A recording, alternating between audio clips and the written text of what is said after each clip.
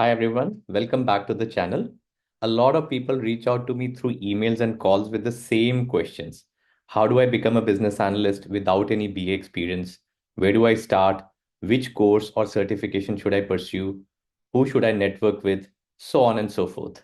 So today I have a special guest, Rahul Bharadwaj, whose journey will help answer these questions. Rahul came to Australia as a student and faced the same challenges that many students experience and eventually broke into business analysis field. But before we start, please don't forget to like this video and subscribe to the channel. So I know that you like it and I can keep making more content like this. So going back to today's video, Rahul has worked in two different organizations as a BA, and in this interview, we'll explore the million-dollar question, how he found his first BA role and the obstacles he overcame, and also some of his tips for aspiring business analysts. So let's get started. Hi, my name is Gaurav, and I'm the founder of Business Analysis Upskill, an IIBA endorsed business analysis training organization, and I offer both practical and certification related courses. Hi, everyone. So today I would like to welcome Rahul Bharadwaj, who started off as a young student in Australia and gradually moved into business analyst roles. Hi, Rahul. How are you? Hi Gaurav, I'm good. How are you doing? Good, thank you. But before we start, let's first learn a little bit about Rahul. So Rahul is a business analyst based in Melbourne, Australia. He has a Master of Business Analytics from Monash University and a Bachelor's in Computer Science from India.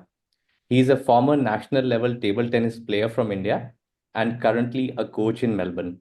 Rahul enjoys writing articles and blogs and posts on LinkedIn, creating visually engaging content and reading self help and business literature. He's a proactive volunteer with IIB Australia chapter, and he also mentors students aspiring to study abroad. Rahul loves networking and is driven by empathy, optimism, and collaboration in his professional ambitions. Lovely to have you here, Rahul. Thanks Um, so much for the wonderful brief and an introduction. It's always a pleasure speaking to you. I learn a lot personally when I speak to you. So I'm looking forward to this. Thank you so much for the invite and giving me this opportunity to speak with you. Pleasure, Rahul. I think it's an opportunity for all of us today to learn heaps from you. I'm sure all the aspiring business analysts are eager to learn lots of information from you.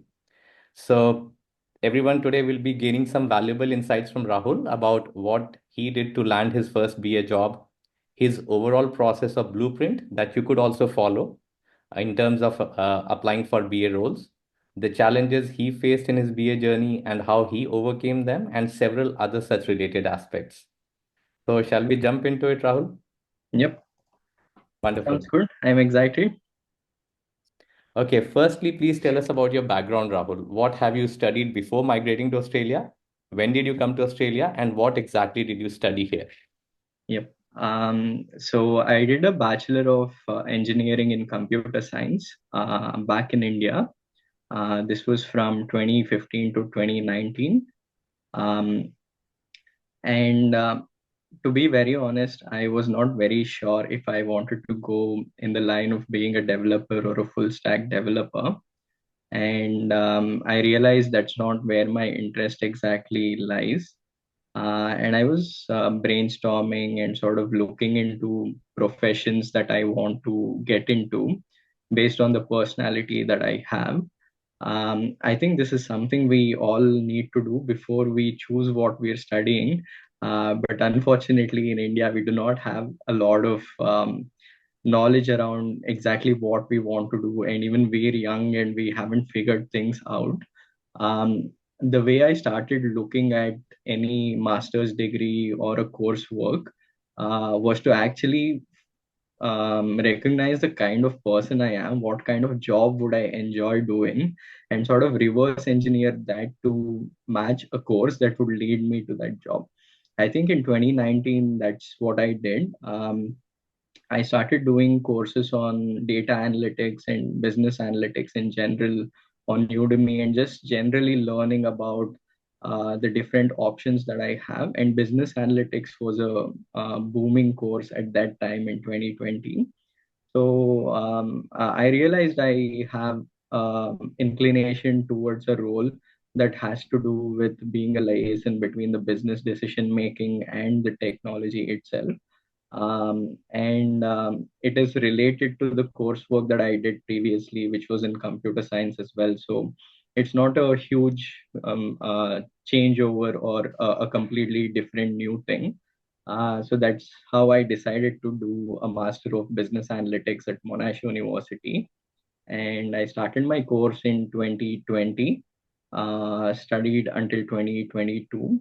That was a brief about how I decided what I wanted to study, and how I sort of reverse engineered what I wanted to do and chose a course in Australia. Wonderful. Have you always been a sorted guy like this, always planning everything in advance? To be very honest, I was very different from 2015 to 2019. The Rahul that was there was very, very different. Nothing planned, absolutely nothing on the mind, just a happy go lucky person, just taking things for what it was. And I think that's what sort of prompted me in 2019 when I sort of had that reality check that, I need to figure something out, do something. Not just for the sake of doing something, but something that drives me, or I am motivated or driven to do something. So I've always wanted to have that passion in whatever I do. Definitely wasn't this planned or anything. In fact, after having had this attitude for the last 5 years or so, now I also feel like sometimes I'm over planning things, which is also not a good thing. I think life is all about finding that subtle balance of when you need to plan something and when you need to actually also be okay when things don't go exactly to your plan, because that's how life is usually. Excellent. Happy to see that you are agile in your ways. Right. Tell us, as a student, were you doing any part-time jobs, and what kind of jobs were they if you were doing any? Yep. Interesting question. Again, I was in my extremely planning phase when I was planning to do my master's degree. Uh, One of the key reasons I chose Melbourne as my study destination was because I was a former national level player, and I've always wanted to sort of continue that. Even during my school days, it was always academics balanced with my table tennis. It was like both were equal to me. I've never seen one to be more having more value in my life than the other, and that's how I've always lived my life since I was old, and I wanted to continue that journey. So, Melbourne being the sporting capital of the world, like there is no sport that isn't played in Melbourne or watched in Melbourne. So that was one of the key decisions I took when I wanted to be a table tennis coach wherever I go to study. So that was something on my mind always. So that was my part-time job when I was a student. It still is actually. I still continue coaching people in Melbourne. So this was something that was pre-planned. I'm someone who believes a lot in visualization and um, self-journaling and those sort of things. So I had actually written down things that I'll be doing in Melbourne when I am in Melbourne. Um, and of course, it is not just enough to write things down and just visualize. I think the action part is a key thing sometimes that we miss. So the equation sort of has to have everything: your mindset, visualization, action steps. So after I came here, I was having casually playing in academies and building rapport with the people there, trying to understand how academies run and trying to understand. It is one thing to dream about something, and it is one thing to actually check the reality and see the feasibility of what you can do as well. So I was trying to analyze if I am at a level where I can coach children, how things work in Australia and all of that. And when I went to the academies, I was observing what's happening in the sessions, and I realized that it is something I can do because I was a professional player myself. It was something that I could do easily. So I just asked the head of the academy if I could volunteer for coaching first. It was not sort of a job that I expected. In my mind, it was something I wanted to volunteer for and just, spend my time productively playing the sport that I've always loved playing in my childhood. Um, incidentally, I didn't get that opportunity right away. The person that I met and knew me through mutual friends in India, because we were both national level players back in India. And he actually checked what my level of play is at. And obviously, he realized, okay, he's a professional player. He's played at the highest level, so he knows the sport. Um, and he said he'll let me know whenever an opportunity comes up, and we just left it at that. It actually took 5 to 6 months, after which he got back to me. He remembered me. He had my contact.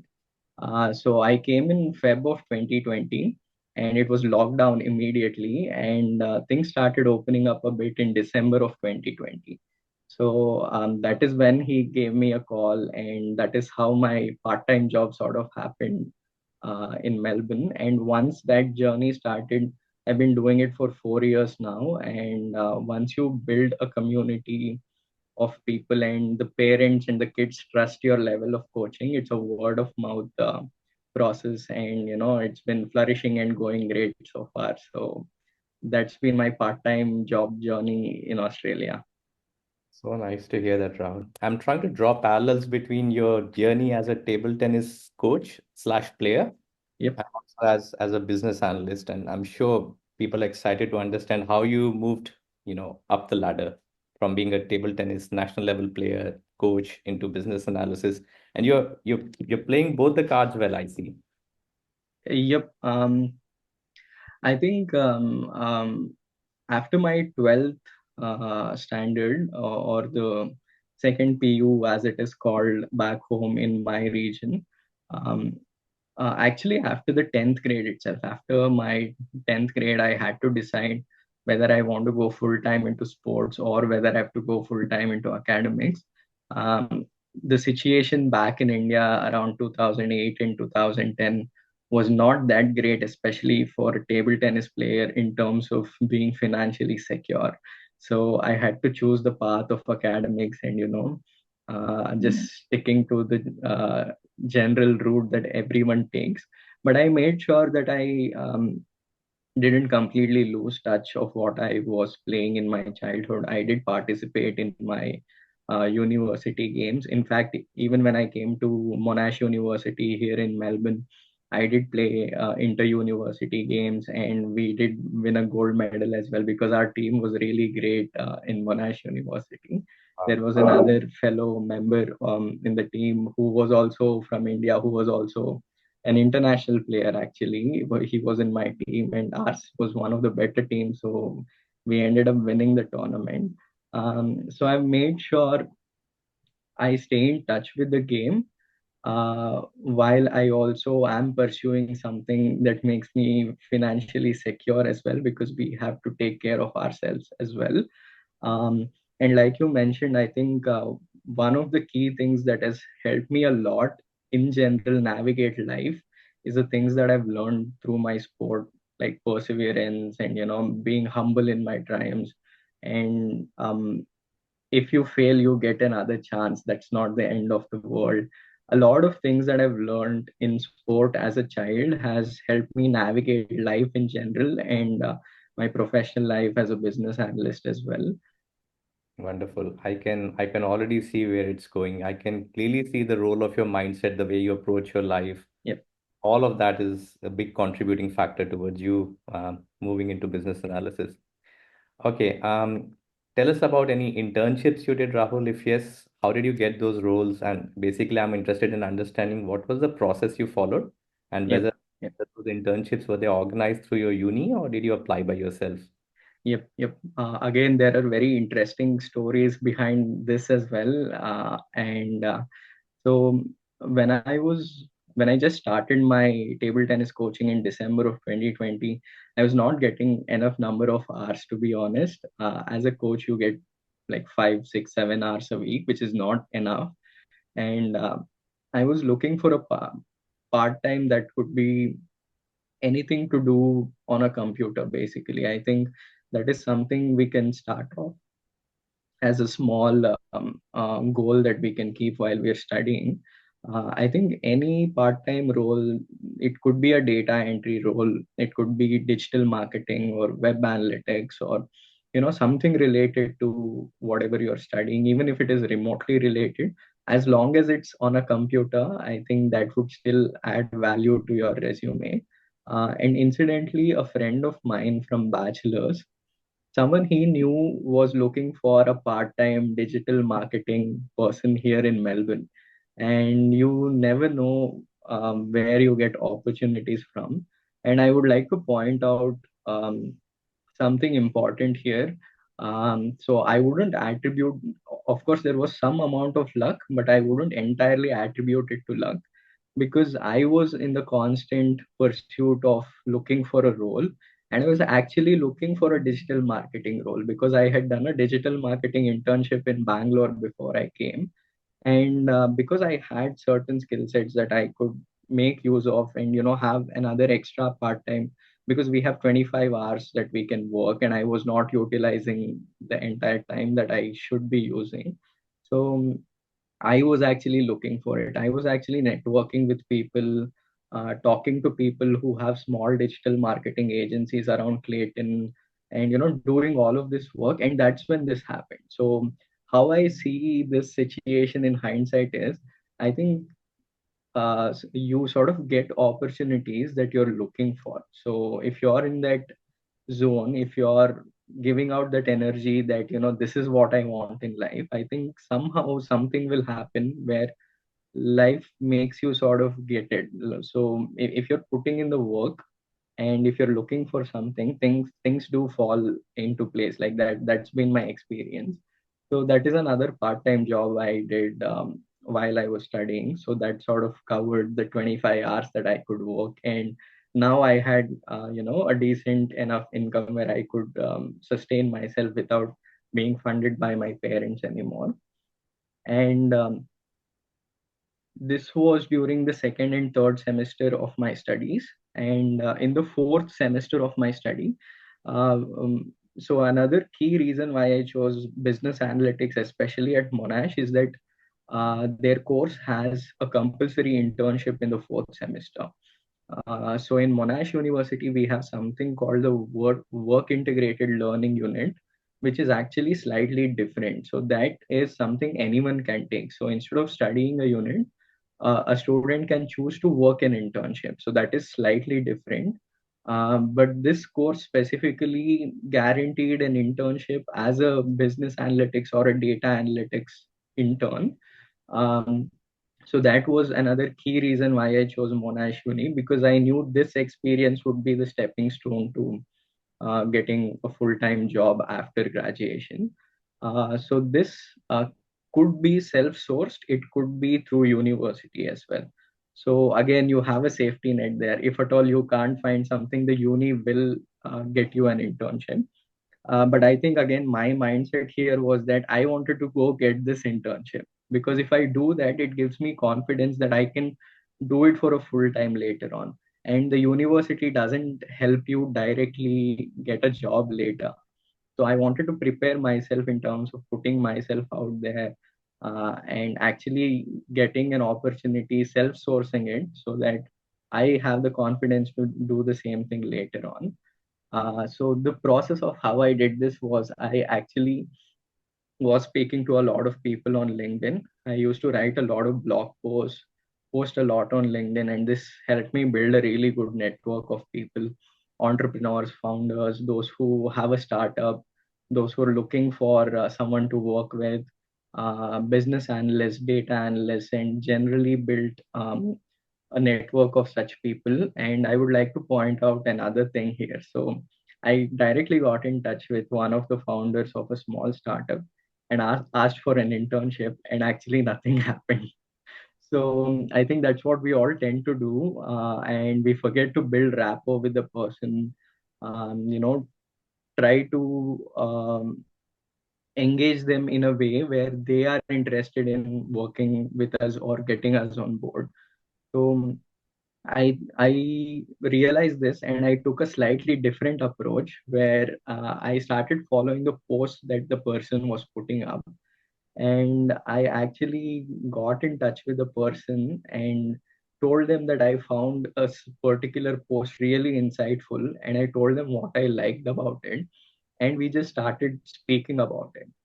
Mm. And I think that's how I started. And incidentally, it's the same person, it's not even different people.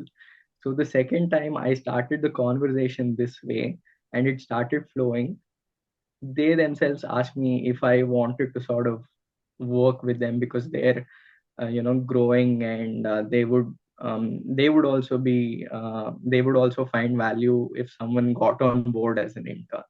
So what I want to point out here is, if you directly ask for a job when you're networking, nobody will give you a job. And that is the mistake we do. I think we are all asked to network, but we're not told the right way of how it should be done and the human skills that goes behind it, your communication skills that go behind it. There's a lot of human psychology and just general things that you need to be aware of in terms of cracking your opportunity. And this is how it happened for me. Start building rapport with people, genuine rapport with people. Don't have an agenda to just find a job, just build a network where you have a trustworthy network, and the job comes as a byproduct of it. So I think even in life in general, try to do what you're passionate about. Have perseverance and just do it for the sake of doing something, and the money follows. Like, people who are really great at what they do never do it for the money. So I had a similar approach. Like, I've done my fair share of mistakes, done all the mistakes, asked for jobs directly. It didn't work out. It was a process of self-reflection and, trying to see, okay, this doesn't work out, so what works out? And that's how I ended up getting an opportunity. I think make yourself the person that everyone else wants to work with. If you start working on yourself and doing such things, self-reflecting, opportunities start coming to you. So I think that's how I found my internship opportunity. Wonderful.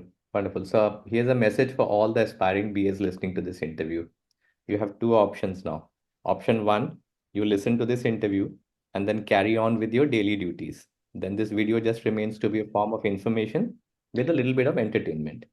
And option two, you listen to this interview, sit with a pen and paper, make notes, learn from it, and after the video is over, you go over your notes and write down some actions that you need to take. It's option two that will most likely take you on a positive path in your BA journey. It's entirely your choice, everyone, whether you choose option one or two, but I hope you choose the second option.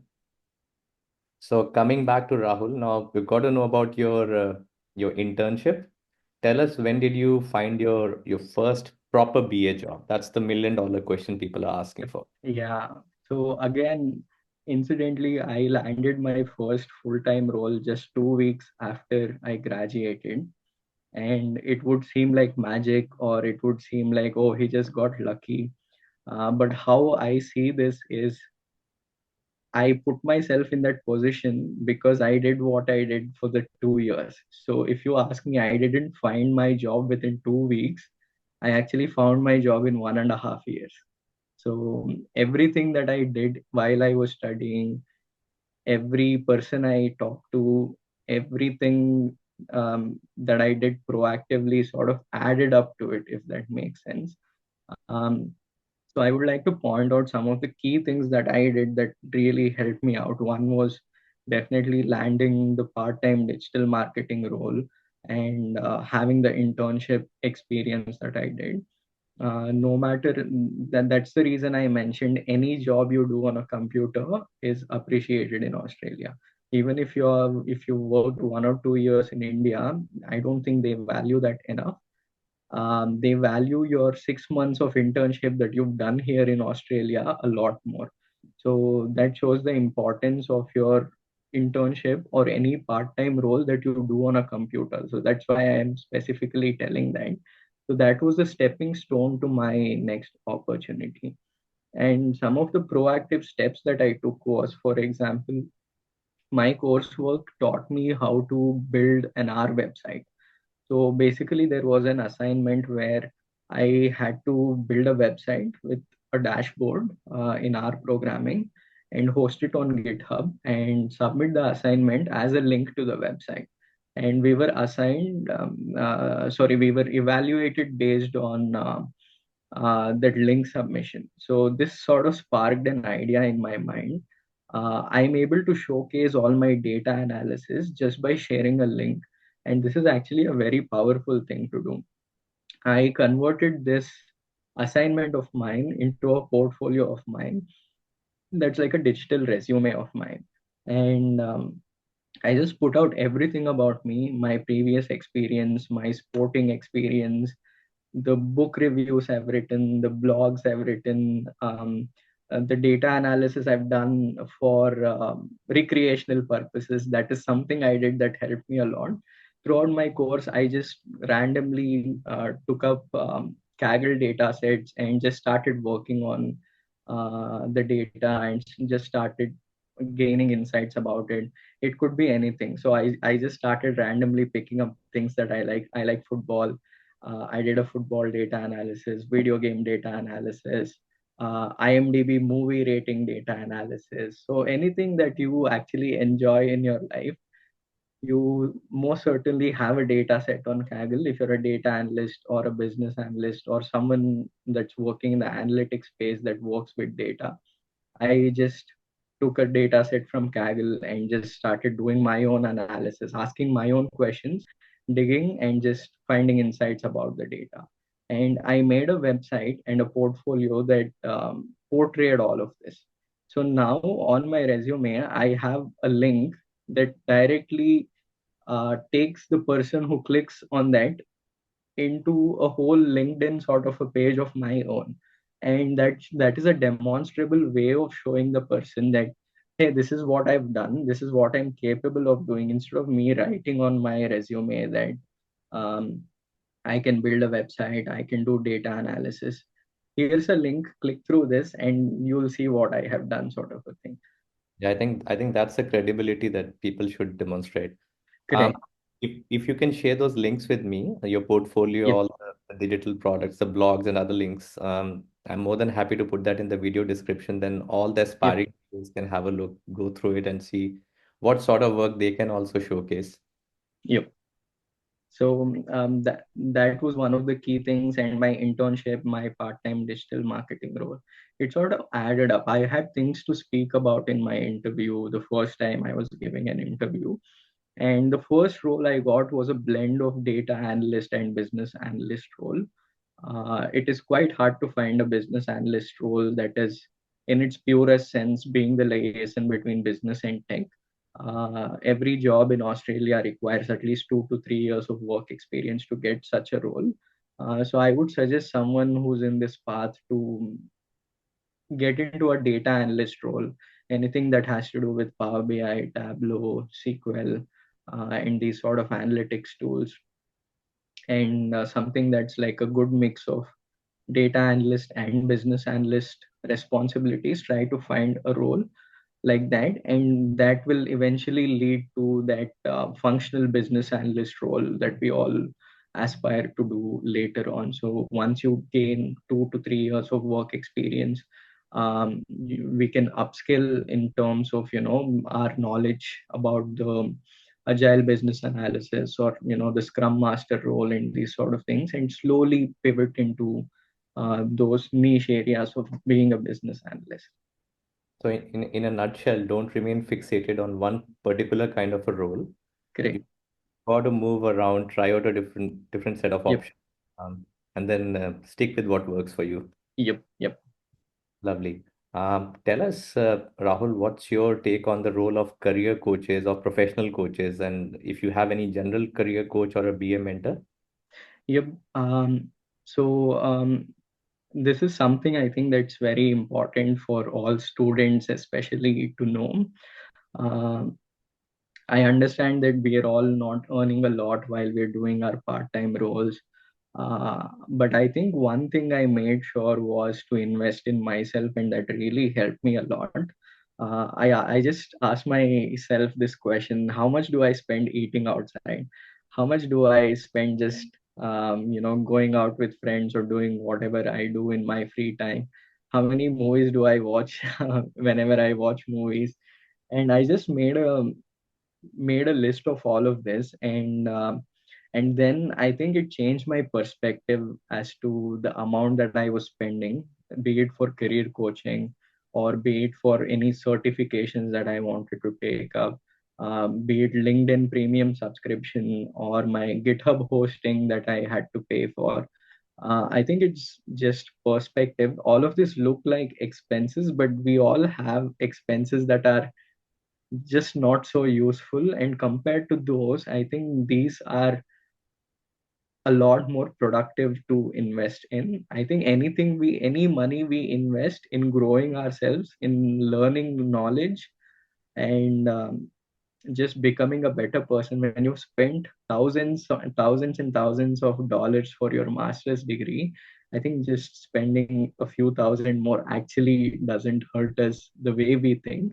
But when we're a student, we fail to see this. We think that, oh, okay, this is $500. Okay, I don't have so much money right now. Oh, this is $1,000. Oh, I can't do this. This is not for me. This is for someone who has a lot of money, or for someone who's already a business analyst who's trying to grow.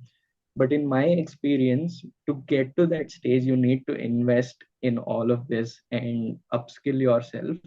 So the story that I have about my career coach is also very interesting. So I actually networked with him in 2021. I was writing blogs and I was just sharing this with a person that I met in 2021. His name is Pan Pereira. He's a career coach, and he frequently posts on LinkedIn as well. And I'm sure a lot of the people watching this might already know him. Um, and we actually built a personal rapport. So it was not just about me going to him uh, to ask for resume help, or the career coaching program that he had. I think this was very important. Again, just my nature of trying to build rapport with people, trying to understand people, and building genuine bonds with people, I think that helps a lot. So the connection that I made in 2021 helped me in 2024 to crack a job. So because I had like a slow organic connection, and I took the time. So if you see, I actually took 3.5 4 years to sort of build that connection with a person. And when I finally went to the person and told him, I'm looking for help, my resume isn't going through, and believe it or not, this was after I had 2 years of work experience. My resume was not going through, and I'm not getting a phone call. So I think a lot of us were experiencing this since the start of Jan 2024. It's been a tough job market. So I reached out to him, and because I have a personal connection, it was more than just another transactional thing for Pan. And he actually helped me build my mindset. So I think that's what helped me a lot. It's not just about getting your resume right, optimizing your LinkedIn, brushing up your interview skills. Of course, these are all required, but I think the main sauce in the um, thing that we're cooking up, which is the job that we want, is that the mindset that you have. What do you think about yourself? Where do you think you stand with your skills? Um, what do you think you can provide as a value? This is another very important thing, or a switch that sort of occurred in my mind. When we're looking for jobs as freshers, we come from a place of, I want a job. I want someone to come and help me. I want someone to just come and give me a job. I think people need to switch that attitude into thinking, oh, let me build my skill set, let me build my value as a person, let me be of value to someone, and that would attract a job towards you. I think that's the switch that I sort of learned. And I realized that it's more about what I can give the employer, more than me expecting someone to come and give me a job, which doesn't happen. Make yourself a person that someone wants to work with. And that's where investing in yourself, investing in a career coach, investing in certifications and courses, all of this help you become that person. So I think we all think, oh, let me get there and then I'll upskill or level up to become that person. But I think life works in a way where you become that person and you attract that situation for yourself. So that's my perspective about investing in yourself, in a career coach, and in general certifications and all these sort of things. It's a lot more important than we think it is, and it is in the long run really worth it. Imagine you do all of these things right, and you end up settling here. The amount that you can earn here compared to the amount that you're spending, which is like a $500 or $1,000 investment, that is a one-time thing. It's nothing basically, but we do not have that mentality where we see a bigger picture. I think once we get that sorted, it is not that big of a hurdle to invest in yourself and pay something to upskill yourself. Right. Wonderful mindset, Rahul. So tell us a bit about what sort of BA training, BA certification, or BA mentorship you have undertaken, and what sort of relevance it has in your specific BA journey so far. Yep. So once I completed 1.5 to 2 years of my first role, full-time role, I knew that like I mentioned, it was a stepping stone to something else. So I had to upskill again. I think it's a continuous process that we all have to go through. So and that's when I reconnected with you on LinkedIn, right? Even we connected back in 2021, 2022. Um, and then I was looking to upskill myself, and I just got in touch with you, just as a way of networking, and just to ask whether I should be doing something to sort of grow my skill set and my career as a BA. And that's when I realized you yourself have a coaching certification coaching that you provide for others. And again, because I knew you personally and I knew the amount of knowledge that you have as a mentor and as someone who's practiced BA in general for over 20 years, I thought that would add a lot of value to me. So that's when I decided to get the ECBA coaching from you. And again, a similar thing happened, like it happened with me and Pan. I reconnected with you and took up the course. And I strongly believe this, that we can all learn whatever we want on the internet today. It is all up there. It is free. But because I am a table tennis coach myself, I understand that having a mentor or a guru, as we call in our Indian culture, or someone who's experienced or already tread the path that you want to take, I think that always holds its value. You can just learn free things on the internet. I'm not saying that's of no value, that has immense value, but that is like just data. So I think having someone who's done all of this with their own experience, I think they help you make use of all that information that's out there in a way that's most useful for us. So I think they point us out in directions. So, for example, in the course that I took with you, when I studied the Babok myself, it was a little all over the place. It's not very simple for someone to understand. But then you helped me learn the Babok in such a way that and again that comes through the experience, immense experience that you have. That this is all what I've done in my career as a BA, and this is all the concept. This is how it is linking to this book, and you actually gave us a roadmap that actually after studying this chapter go to this chapter, it makes more sense to you.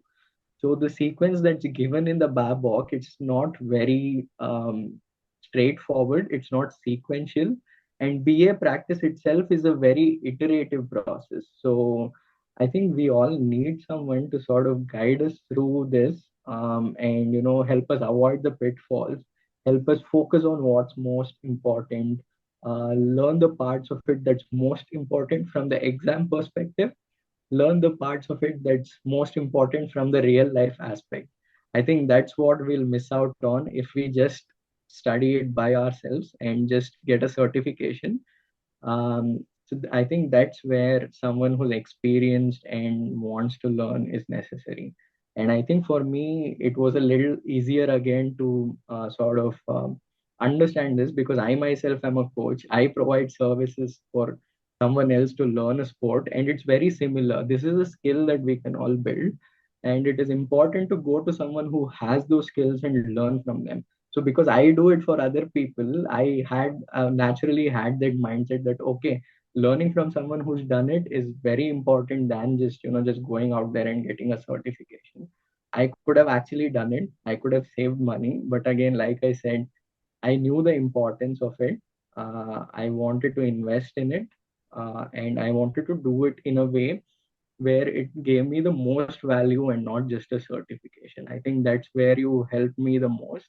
And as part of that, now you are a mentor of mine as well, and we have a rapport, and I get to not just learn all the skill sets, but also come to you if I have any trouble in my job, or if I want to learn something better, or there are any setbacks that I'm facing. You're always there. So through that process, I think I got a really great mentor as well. Wonderful. So, Rahul, you've spoken many good words, and I'm humbled with that. Now, for the benefit of everyone, let me tell you a couple of good things about Rahul, which you all can learn from and possibly apply in your own life. I remember, Rahul, when you were attending the ECBA course, I don't recall any time when you gave me an excuse from your side. See, you had your table tennis coaching sessions going on back then, and you had to go and coach your students back then as Yep. well. Yep. But you still attended all the classes. It had four classes Yep. followed by a group question answer session. Sometimes I remember you were discussing with me and telling me that straight after the class you have to quickly jump into your table tennis session just to. Correct. Correct. Yep. Um, and despite all of that going on, I think you were always on time for the classes. You asked all the right questions. You tried to understand the concepts to the point you always said, relate a real world example to this scenario. So what Mm. stated in the book? How do you explain that in a real sense? So all these are signs of a good student. And if I go on to extend that, even the opportunities that we both shared, where I was mentoring you on business analysis. See, many people reach out to me asking things about business analysis, but I can clearly make out who are serious about it and who aren't. Clearly, you Yep. are serious about this profession. So, what really stands out about you is your curiosity, I would say. You Mm. consistently ask me great questions, which shows you're hungry to learn and grow as a BA. The other thing I find about you and which others can learn from is your reliability. So every time I proposed a meeting or set a time to talk to you, you have always been punctual and showed up Mm. exactly when expected, with no excuses. Mm. So that's the other good part I would like to emphasize. Also, you're very proactive about networking, connecting with others in the industry. And these are all signs which tell you that, this person is serious about building a successful career in this field. So things to learn from, and I'm sure some people are making notes here. Um, right. So moving on, Rahul, tell us how you prepared for your job interviews. This is something that haunts most people. In my experience, I think job interviews are the best way to prepare for job interviews. I would say don't expect to land the job for the first interview that you give. That doesn't happen, especially if you're a fresh graduate. Um, Look at it in this way, that every interview that you give, you're learning about how to interview. Also, I would like to emphasize that networking, going to networking events, just talking to people in general, talking about yourself, listening to others talk about themselves, this sort of gives you a skill where your communication skills improve. That is one key thing that helped me interview better. Just give as many interviews as you can without having that expectation on yourself that you need to crack everything that you give. It is actually fine to just give some interviews where you're just learning. Treat some interviews you're giving as a learning process. And I think that's what helped me, because we all do mistakes, especially in the initial days just after we graduate, and we do not have a lot of experience, we do not know what to talk about. There isn't much to talk about because it's your first job that you're getting as well. So I think you'll just learn what you need to speak, what you shouldn't be speaking, what resonates with the interviewer, what doesn't resonate with an interviewer, and sit in self reflection. After each call, I think that's where having mentors like you and my career coach also helps a lot. I can come back to you or my career coach Pan, and I can say, these are the questions that were asked. This is what I answered. And, can you give me an external perspective? Because we all have a lot of bias about ourselves. We have a lot of self doubt. Sometimes we just think we're better than we are. Sometimes we just think we are worse off than we actually are. So it's always good to have that external perspective where we go to someone and we get external validation, we sit and self reflect. So make this a process. So I think after giving a few interviews and just doing all of this for a while, we just become a little more confident. And I have also learned that you get to a point where you can actually drive conversations in the direction that you want to drive it. I think that's a more advanced level of interviewing, where you answer whatever is being asked to you specifically, but you sort of give a hint or sort of spark curiosity in the interviewer by saying a word or a certain thing about you, where they'll feel like, oh, is that so? Tell me more about that. So one of the things that I do is that I mention that I'm a table tennis coach. So, that's something productive and a nice thing that I do. So a lot of people are interested in learning what you do when you're not working. So I think you learn that skill of driving the conversation in a certain direction where it puts you in the best light. I think that is the best way of interviewing. And I think just giving interviews is the best interview preparation you can do. Of course, learn all the tips and tricks and everything that's there before you go and prepare yourself for interviews. Uh, but your real experience, the real interviewing experience, is the actual training process that you go through to become better in interviewing. Right. So clearly you prepare for both your hard skills, like your core BA skills, as well as your soft Yep, skills. yep, Mhm. definitely. Right. So I think for everyone, see, when we are in business analyst interviews, our hard skills, which is our knowledge of business analysis, so these hard skills are critical because they guide what you answer.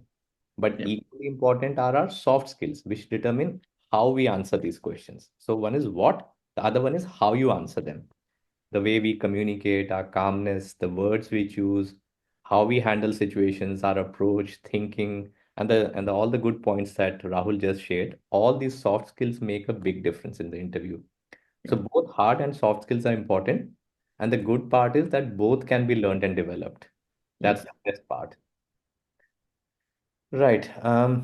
So now coming to some interesting part. So tell us, Rahul. I mean, everyone who is on this path. See, it's always challenging for graduates who are trying to enter the workforce. That part is inevitable, unless you're super lucky. Yep. Uh, Which none of us are probably. Tell us what sort of challenges you faced in your BA journey, and give us some examples of how you dealt with your setbacks. Yep, yep. So I would like to start from my first job that I did. I was very new. I was a fresh graduate. I was just trying to learn how workplaces work, how you interact with colleagues, and it was all a very new thing, right? Um, and I think there were a few key things um, that helped me cope with my setbacks. Even before that, I would like to mention that usually growth happens outside of your comfort zone. So try to do something that's new to you. Be open to making mistakes. And this also actually depends on the kind of person that you're working with. Some people understand that you're a fresh graduate and they're more supportive, and they tell you openly that it is okay to make mistakes, just learn. So if you get such an environment, then you're very lucky, and I would say it makes it easier. So I think the first thing we need to understand is that any sort of growth happens outside our comfort zone, and anything that's outside our comfort zone is anything that's new to us that we haven't done before in our lives. And every stage of my journey, from the first day that I was working, um, either life gives you a challenge or you just take a challenge up yourself. So that's how it is. So you can't just push it forward forever. It just shows up by itself. Or you can have a proactive approach of going out of your comfort zone. So one example I can give is that after 6 months of working in my first role, that was just about learning how to work. And after that, I slowly started picking areas where, I started contributing with ideas, telling that, this is something we can do to run the business better. This is an automation you can do to sort of make the other employees do lesser work, so that they can use the same time for something better. So basically, I started coming up with ideas and giving the business owner ideas where he could benefit from the value.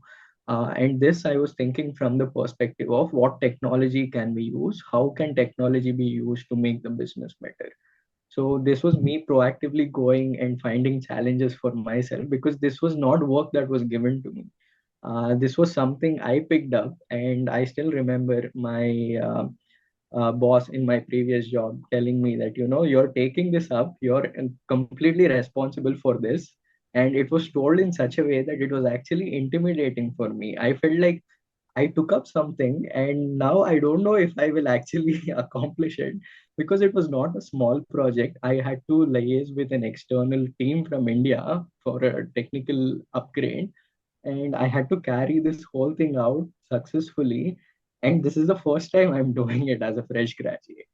And me just pushing myself out of the comfort zone and doing all of that helped me learn how should I communicate with people, how should I talk to people in a different region, and what is the sort of language I need to use to sort of help convey that here in the Australian work culture, that sort of a skill. You'll learn multicultural stuff. So you actually learn a lot of things when you just step out of your comfort zone. And you will end up surprising yourself that you could actually do a lot more than you thought you could do. I think we just need to push ourselves to do that. If we proactively take this approach, I think life gets a little easier. If we try to just do what's given to us, I think life puts us in a place where some or the other challenge comes up in our jobs, and then it's probably a little harder to take at that time. So I would suggest proactively take challenges, proactively try to get out of your comfort zone, proactively try to make mistakes, proactively fail, have small failures, which adds up to you building your personality. I think that's helped me a lot. And I viewed setbacks in general as opportunity to grow rather than seeing them as a hindrance or a challenge. That's something that's helped me cope with my setbacks in my journey in general. And self reflecting is something I always do in all walks of life. That's helped me a lot in terms of coping with my setbacks. Sit with yourself, um, put yourself outside of your own situation and analyze your own situation as though you're guiding someone else, and just try to look at the situation for what it is. Put your emotions aside, just see what went right or what went wrong. Get some external validation from mentors like yourself. Have people around you that help you see yourself for what you are, than someone who's putting you down or praising you too much. Both of these type of people are not good for you. Have some genuine mentors and people. I'm lucky to have that in you, that you always tell me, um, without attaching any emotion to it, Rahul, this is where you went wrong, this is where you could have done better, right? And this is where you do things better than other people. I think you always mention this to me. We all have our own areas where we're much extraordinary or much better than other people. We also have areas where we're really bad at. So I think we need that external validation to sort of go through this process. So self reflection, viewing challenges as opportunities rather than hindrance, and getting the help of mentors and people that can validate our situation. These are some of the things that I have done to cope in my own journey, and it is a continuous process, and it should always be the case. It never ends. Right. I would like to extend what you mentioned about having different skills. Like every person has got different skills, right? Same applies with BAs. So even in my industry, when I come across many good BAs who are exceptionally good when it comes to stakeholder management, setting good expectations with the stakeholders, conflict resolution, negotiation. These are hard skills. They're not easy skills. Correct. But conversely, there are some BAs who are maybe not so good in these areas, but they're exceptionally good in terms of visualizing data, Mm. analyzing data, modeling, analytical techniques. So there are different skills. Like similarly, how we can't ask a monkey to go and swim in the water. Similarly, we can't ask a fish to go jump between different trees. Yep. So monkey can't take the place of a fish. Fish can't take the place of a monkey. They're Yep. both exceptionally good in what they do. So I think it's important for any aspiring BA to not feel, low about themselves when they can't excel in some areas. There's always things you can improve on, upskill yourself, learn good things, take help from others. And as I mentioned earlier, challenges are inevitable in your journey. But I feel how a person deals with those challenges and how they keep persisting is what makes a real difference. Yep. I think with that, we have almost come to the last segment of this interview. Rahul, any final words of advice for other students, for people who are trying to get into the BA space? Yep. So I would like to share a perspective of mine as to how I see my own life. And I liked looking at life in a gamified approach. One is because I used to be a very avid video gamer as a child, and I want to retain that mindset and mentality in terms of my life as well. Um, so this is not just for being a BA. Of course, it applies to being a BA, but I think this applies in general in life, in terms of whatever you're trying to achieve or whatever job you're trying to get or whatever career path you're trying to take. I'll try to explain it in a visual way because I'm a very visual person. I have a visual analogy of life and a video game sort of a thing. Um, so I think when we're born, we're on a platform, and there are walls on the sides. And life happens, so the walls start coming closer and closer in terms of the pressure that it has is very low when we're a child. It could be your school, it could be your teenage, it could be your university. You have assignments, you have things that you need to take care of, your rent, your bills, and your life in general. It sort of feels like, oh, it's like going to crush me at some point. And I think that's when we start looking at external things like, oh, someone's going to come and save me, or some situation is going to happen where this will stop and I'll not get crushed. And the visual examples that I can give is probably we feel like, oh, there is a wooden box that I can keep so that the walls won't come and crush on me. Or probably you feel like, oh, there is a iron rod that I can keep so that it doesn't crush on me. So we always look for external tools, people, situations, circumstances that we think will come and save us. Of course, all of those help, you upskilling, you learning from people, all of this matters. But I think life is designed in such a way that the only force that can stop that is yourself. Like you need to have a mindset where you tell yourself and somehow find that energy inside you to sort of push those walls with your own hands. Like the game is designed in such a way that you're the only thing that can stop it. Nothing else is going to stop those walls from crushing it.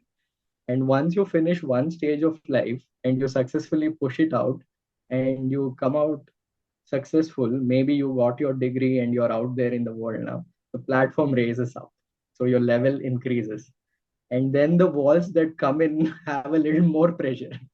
So when you come to the job market, the pressure is a little more, the stakes are a little higher, and this cycle keeps happening in life. And this is how I view life. So your problems are smaller when you're a younger child, and it keeps building up. And I think each time, somehow find it in yourself, tell yourself that you can do a certain thing. It's almost like they say when an egg hatches from inside, a new life is born, whereas if it gets broken from an external force, it dies, right? So I think I sort of try to remember this in general in my life. This is how I view my BA journey, my life journey. Every time you level up, the walls come closing in, and you somehow have to find it in you to push it back. And sometimes the wall crushes into us, and we also fail in life a lot more than we would like to. And the good thing about life is it doesn't demote you to the previous level. You start over from the same level again, and this time you will know the things that do not work. You have experience. You know that this wooden box won't stop the wall from crushing. You know that this external thing won't stop it from crushing. And so I think you come from a place of experience, and you somehow find it in yourself to push those walls away. And it's a continuous process of improving from there.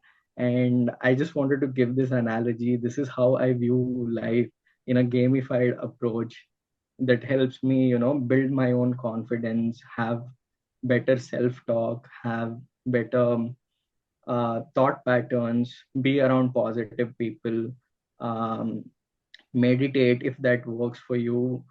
Do anything that helps you find that inner potential, your true inner potential. That's something I would like to point out. If we do that, I think things will be all right.